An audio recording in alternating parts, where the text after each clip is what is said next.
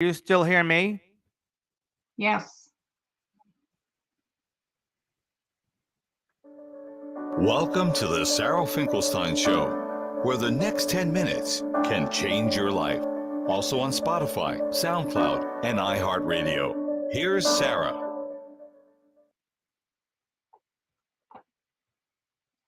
What is your plan B? We all know, or at least I think we all know and are aware, that our healthcare costs in retirement is going to be a big number, a big nut. And so, what is your plan B? Do you even have a plan B? And if you don't, why not? Why do you need a plan B? Well, for a multitude of reasons. So, most people don't like to talk about a topic, which is a very important topic, even though most of us don't want to think about it, we don't want to talk about it.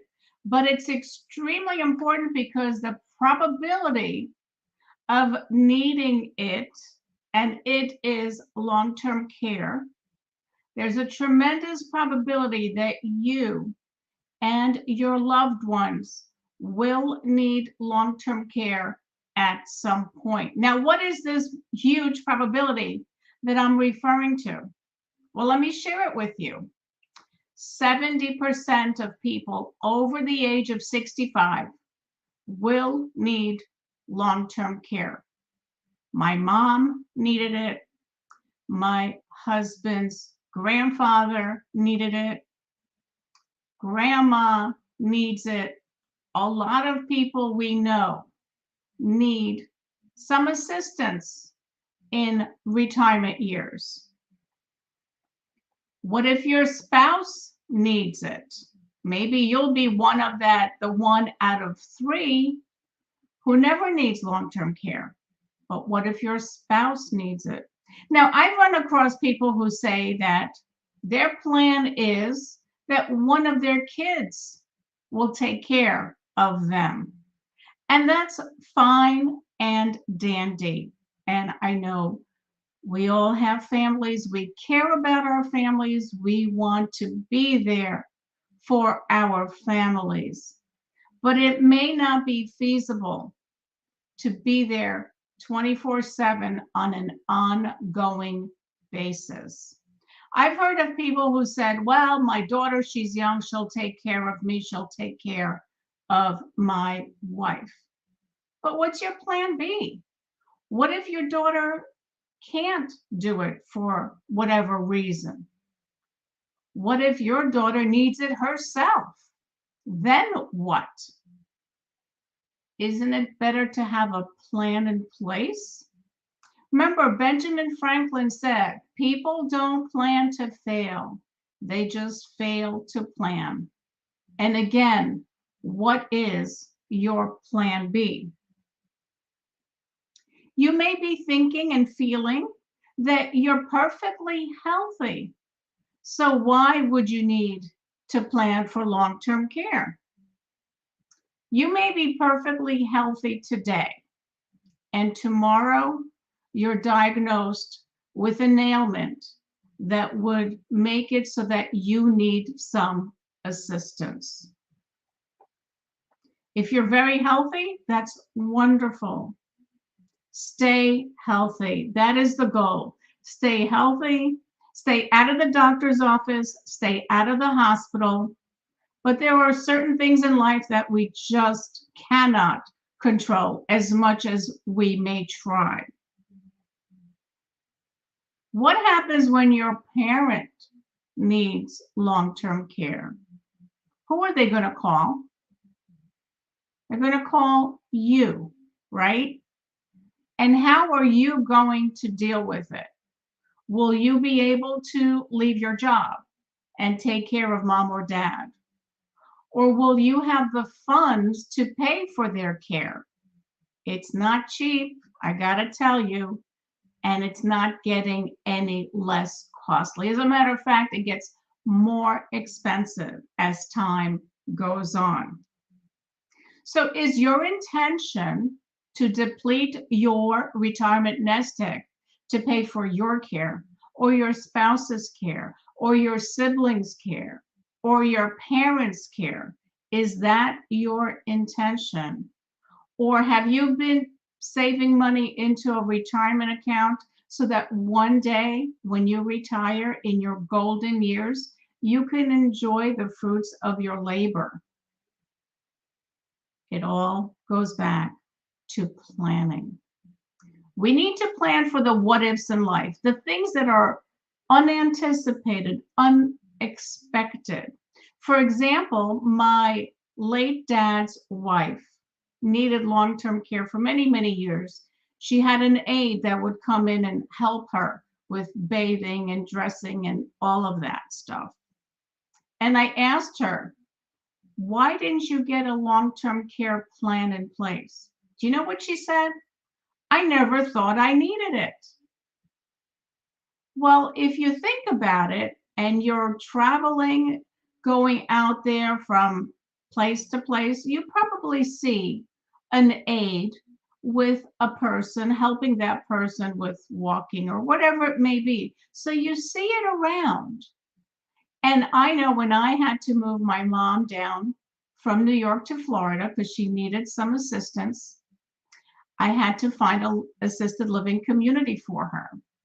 And that's exactly when the light bulb went off in my head because I realized, hey, happened to mom, it could happen to me one day. And I don't have any children to call on. So I decided to get a plan in place, and it provides peace of mind. Yes, peace of mind. Peace of mind is worth spending money on. Now, let's say you don't do any planning. When the time comes and you have to spend 100% of the cost, 100% of that aid that's going to come and help you in your home, whether it's 4 hours, 8 hours a day, or even 24/7, will add to a lot of money to pay out of your pocket. So is it wiser or more beneficial for you to get a plan in place and pass that risk to the insurance company, or even a portion of the risk to the insurance company?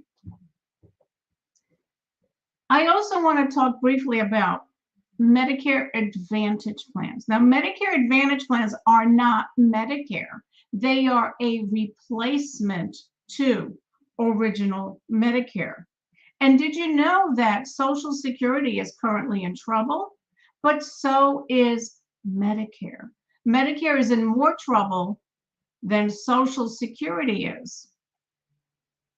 So the statistics show us, and articles indicate, that Medicare is expected to become insolvent by 2028, just a few years from now. It's likely that people that are on Medicare Advantage plans will have more out-of-pocket expenses and less access to care unless Congress does something. All of these points are important to think about, as much as you and your family may not want to think about it.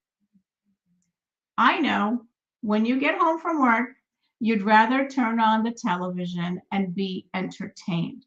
After a long day's work, who wants to think about the serious stuff that can meet us down the road, the unexpected, that we just don't think about?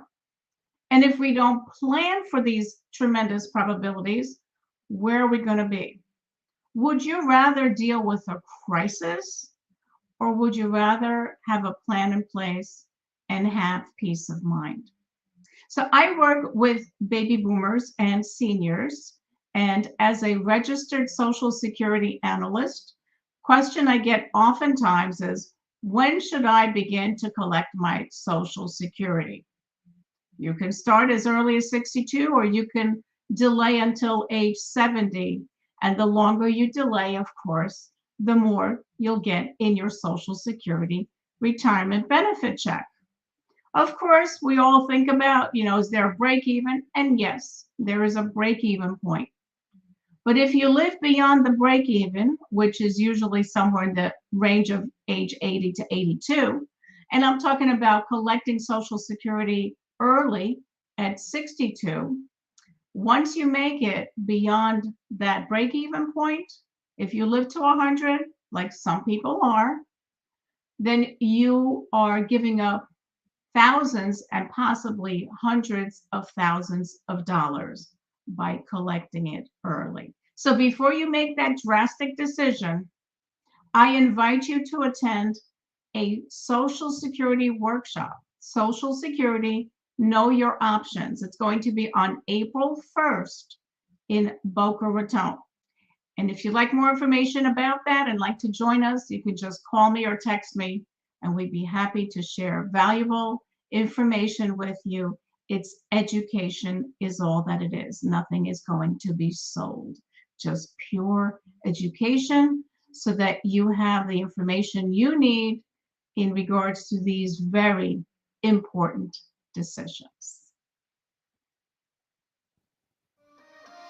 Knowledge is power, but only when you implement what you've learned to your own benefit.